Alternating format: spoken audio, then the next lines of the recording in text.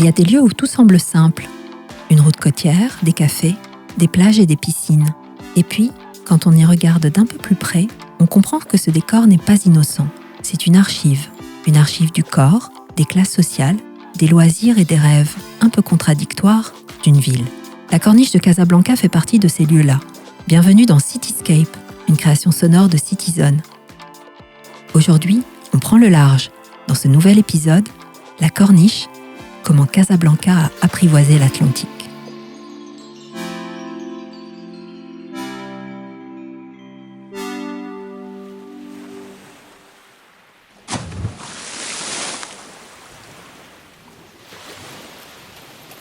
On pourrait commencer par l'image que tout le monde connaît. Les familles, les parasols fatigués, les jeunes qui jouent au foot sur le sable mouillé, les joggeurs, les vendeurs de beignets et de maïs grillé. Casablanca aime se dire qu'elle est une ville ouverte sur l'océan. En réalité, pendant des siècles, elle lui a tourné le dos. Jusqu'au XIXe siècle, la mer, ici, c'est le danger. Les tempêtes, les naufrages, les débarquements espagnols et portugais, les genounes. On vit dans la Médina, on se protège et on ne va pas marcher sur la côte pour le plaisir.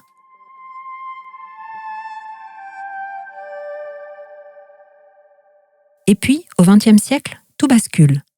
En 1928, l'urbaniste Albert Laprade imagine une toute autre histoire. Transformer le littoral sud de Casablanca en immense terrain de jeu balnéaire. La côte est rocheuse, dangereuse. Peu importe, on va y creuser des bassins, tracer des routes et planter des palmiers. Le rivage devient un projet. On l'appellera la corniche.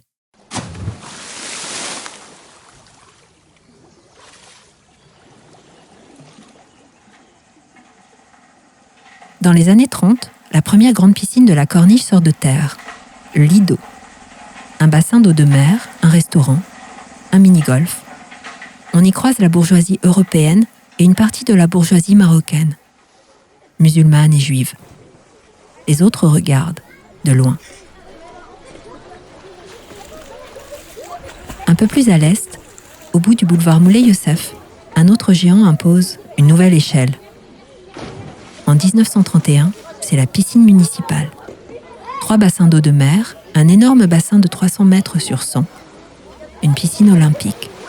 Le plus grand complexe balnéaire d'Afrique. La corniche devient une vitrine coloniale, sportive, balnéaire. Spectaculaire. Après la guerre, les années 50 ouvrent l'âge d'or des piscines privées. Le Lido n'est plus seul. Tahiti, Miami, Acapulco, Tropicana, Contiki, Eden Rock, Enfa-Plage s'alignent le long de la côte. Les bassins sont creusés directement dans la roche, les plongeoires se dressent face aux vagues. Tahiti, construit en 1952 par André Suire, pousse encore plus loin le décor. Ambiance polynésienne, toits de palmes, totems et concours de beauté Miss Belle-Jambe, où les concurrentes défilent en maillot, mais cagoulées pour ne pas influencer le jury. On danse sur les parquets en bois, on loue des cabines à l'année et on écoute la radio de la base américaine de Noisseur. Come on, baby, let's rock. I'm with you, Daddy-O.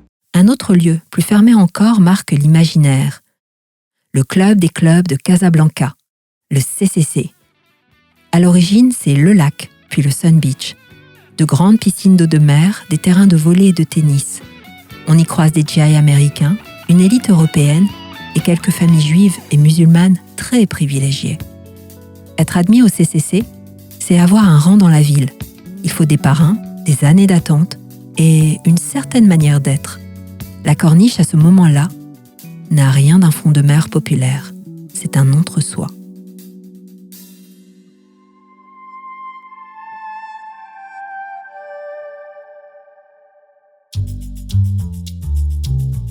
Un peu plus haut, la colline d'Enfa domine la corniche, comme un balcon sur l'Atlantique.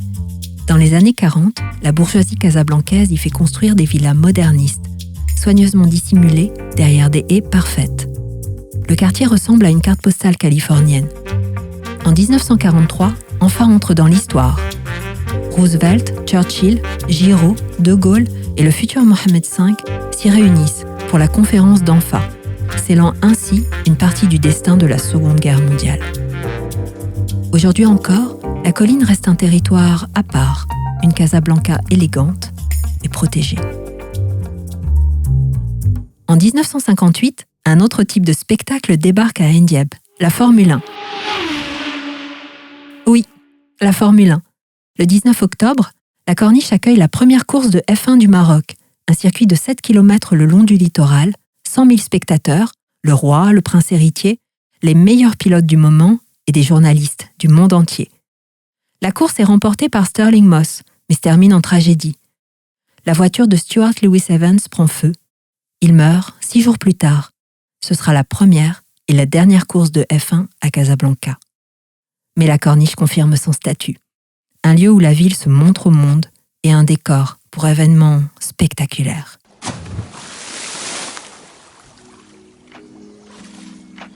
À partir des années 60, Ain Diab se met au surf. André Suire, le même qui a construit Tahiti, introduit les premières planches venues de Polynésie. Les portes 13 et 15 deviennent des repères. On vient sur la pause déjeuner, après les cours ou juste avant le coucher du soleil pour attraper un tube à 5 km du centre-ville. La plage devient un terrain de sport informel. Les hommes courent ou jouent au football sur le sable mouillé, au milieu de chevaux, des chameaux et des chiens. Les femmes, elles, se baignent peu en maillot. Le corps féminin reste surveillé, encadré, même ici. La liberté de la carte postale a ses limites. Dans les années 70, 80 puis 90, une autre corniche se superpose à celle du jour. La corniche de la nuit. À la tombée du soleil, les clubs et les discothèques prennent le relais des piscines. Le Sigil Massa, le Balcon 33, la Notée, le Village. La jeunesse dorée danse, flirte, boit sur des tubes de Vigon, Fadoul, Jalil Bennis et les Golden Hands.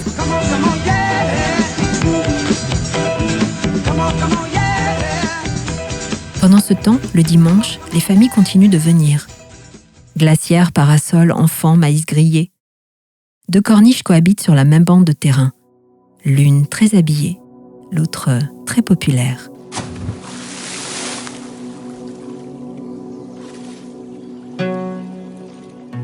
Pendant ce temps, à l'extrémité de Ain Diab, un rocher résiste à tout. L'îlot de Sidi Abdelrahman. Depuis le 19e siècle, il abrite le mausolée d'un marabout venu, dit-on, de Bagdad. Moul Majmar, l'homme au bras zéro. On raconte qu'il disparaissait parfois pendant des semaines, qu'on l'apercevait à la Mecque ou ailleurs, comme s'il pouvait marcher sur l'eau et rallier ainsi les contrées les plus lointaines. Des femmes y viennent encore en ziyara pour demander une grossesse, un mariage, une réconciliation. Autour, jadis, des voyantes tiraient les cartes et réalisaient d'obscurs rituels. Aujourd'hui, elles ont disparu. Le saint, lui, reste seul sur son rocher. Peut-être un peu trop seul.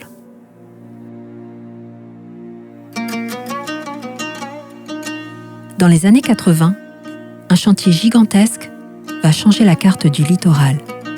La construction de la mosquée Hassan II, sur le site même de l'ancienne piscine municipale. Entre 1986 et 1993, 12 500 ouvriers et artisans travaillent sur cet immense complexe de 9 hectares. Une mosquée en partie construite sur l'eau, un minaret de 210 mètres, un rayon laser dirigé vers la Mecque, une salle de prière pour 25 000 fidèles et une esplanade pour 150 000. C'est la mosquée de tous les superlatifs, l'une des plus grandes de la planète, et un autre geste de reconquête du littoral.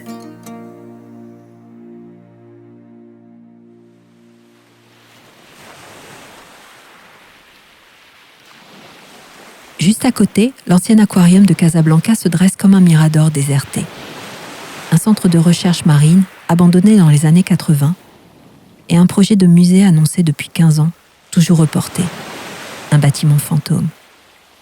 Un peu plus loin, la foire de Casablanca, une spectaculaire halle parabolique, chef-d'œuvre de Maddalena et Luco, un exploit technique désormais inscrit au patrimoine national.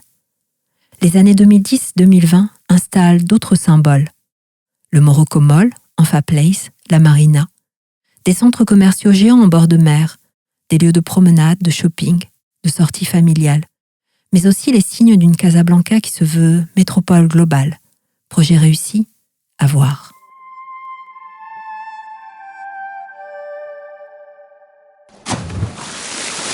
La Corniche, c'est tout cela. Un refuge, une vitrine, un terrain de jeu, un territoire surveillé, à la fois populaire et prestigieux, tellement casablancaise. Vous venez d'écouter Cityscape, une création sonore de Citizen, une série qui explore les villes marocaines autrement, par l'histoire, la mémoire et la voix. Retrouvez tous les épisodes sur citizen.com et sur les plateformes d'écoute. À bientôt!